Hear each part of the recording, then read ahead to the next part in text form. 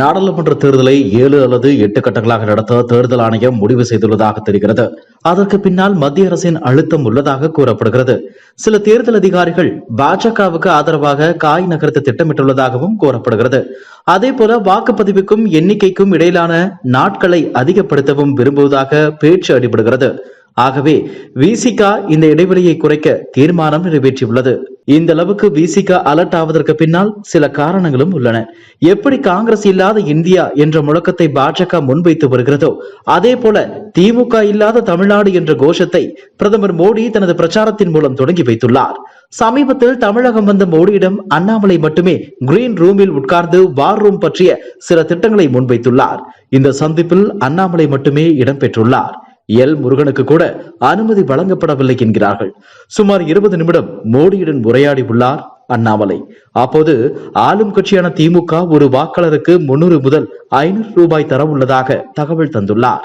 ஒரு தொகுதிக்கு 10 லட்சம் வாக்காளர்கள் உள்ளனர். அதில் 8 லட்சம் பேருக்கு இந்த 300 ரூபாய் பணப்பட்டுவாடா செய்ய திமுக திட்டமிட்டுள்ளது என்று மோடியின் காதில் போட்டுள்ளார்.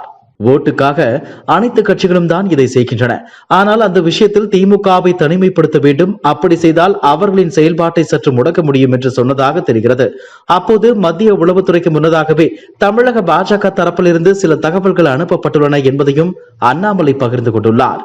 அதிமுகவும் பணப்பட்டுவாடா பற்றி போட்டுள்ள பிளானை மோடிக்கு தெரிவித்திருக்கிறார் என்கிறார்கள்.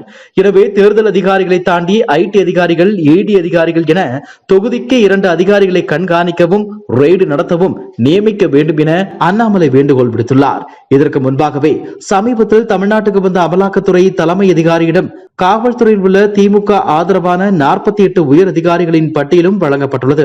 அதையும் மோடி சந்திப்பில் சுட்டிக்காட்டியுள்ளார். குறிப்பாக 10 தொகுதிகளை நாம் முடக்க வேண்டும், பணப்புழக்கத்தை தடைப்படுத்த வேண்டும், ரெய்டு செய்தியை பரப்பிக்கொண்டே இருக்க வேண்டும். அதன் மூலம் கடந்த முறை துரை முருகன் மகன் கதிர் ஆனந்தின் வேலூர் தொகுதியில் தேர்தலை நிறுத்தியதை போல 10 தொகுதிகளில் நிறுத்தினால் அது நாடு முழுவதும் பரபரப்பாக மாறிவிடும் என்று கருத்துக்களை முன்வைத்துள்ளார் அண்ணாமலை. இதற்கிடையே அதிமுக சார்பில் வேட்பாளர்களை நிறுத்த 15 முதல் 20 கோடி டெபாசிட் செய்ய சொல்கிறார் எடப்பாடி பழனிசாமி. அவர் பக்கமும் வைட்டமின் அதிகம் புழங்கலாம். அவரையும் கொஞ்சம் அமுக்க அதிகாரிகளை அமர்த்த வேண்டும் என பக்கமாக செய்திகளை வாசித்துள்ளார் அண்ணாமலை. என்ன நடக்கப் போகிறது என்பதை பொறுத்திருந்து பார்க்கலாம். இதுபோன்ற செய்திகளை மேலும் தெரிந்து கொள்ள எங்களது யூடியூப், Facebook மற்றும் Twitter ஆப்களை சப்ஸ்கிரைப் செய்யவும்.